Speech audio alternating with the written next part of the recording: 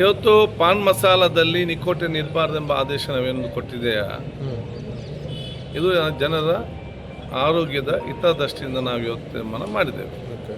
ಇದರಲ್ಲಿ ಇದರಿಂದಾಗಿ ಅಡಿಕೆಗೆ ಯಾವುದೇ ತೊಂದರೆ ಇಲ್ಲ. ಮತ್ತು ನಮ್ಮ ಸರ್ಕಾರ ಮತ್ತು ನಮ್ಮ ಇಲಾಖೆ ಅಡಿಕೆ ಬೆಳೆಗಾರರಿಗೆ ಮತ್ತು ರೈತರಿಗೆ ಸಂಪೂರ್ಣವಾದ ಪ್ರೋತ್ಸಾಹ ಕೊಡ್ತದೆ ಹೊರತು ಅದಕ್ಕೆ ತೊಂದರೆ ಕೆಲಸ ಹಿಂದೆ ಮಾಡಲಿಲ್ಲ, ಈಗಲೂ ಕೂಡ ಮಾಡಲಿಲ್ಲ, ಇನ್ನು ಮುಂದೆ ಕೂಡ ಮಾಡಲಿಲ್ಲ.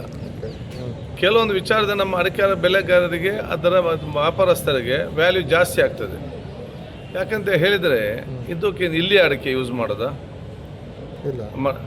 ಎಲ್ಲಿಂದ ನೇಪಾಳದಿಂದ, ಆಸಾಮದಿಂದ, ಬೇರೆ ಬಾಂಗ್ಲಾದೇಶದಿಂದ ಇವರು ತಂದು ಉಪಯೋಗ ಮಾಡೋ ಕೆಲಸ ಇವರು ಮಾಡ್ತಾರೆ. ನಮ್ಮವ್ರಿಗೆ ವ್ಯಾಲ್ಯೂ ಇಲ್ಲ.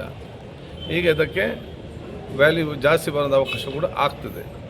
ನಾನು ಗುಡ್ಕ ನಿಷೇಧ ಮಾಡಿದಾಗಲೂ ಕೂಡ ಇದೇ ಒಂದು ವಿಚಾರಗಳಿತ್ತು ಇದರಲ್ಲಿ. ಆಗ ನಾನು ಬಲವಾಗಿ ಸಮರ್ಥಿಸಿದ್ದೇನೆ, ಮುಖ್ಯಮಂತ್ರಿಗಳು ಸಮರ್ಥಿಸಿದ್ದಾರೆ. ಅಡಿಕೆ ಬೆಲೆ ಯಾವುದೇ ತೊಂದರೆ ಇಲ್ಲ.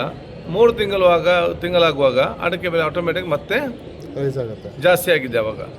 ಈಗ ಅದಕ್ಕೆ ಆದ ಕಾರಣ ಈ ಪಾನ್ ಮಸಾಲದಲ್ಲಿ ನಿಕೋಟಿನ್ ಇರಬಾರ್ದೆಂಬ ಏನು ನಮ್ಮ ಒಂದು ತೀರ್ಮಾನ ಇತ್ತು ಆರೋಗ್ಯ ದೃಷ್ಟಿಯಿಂದ.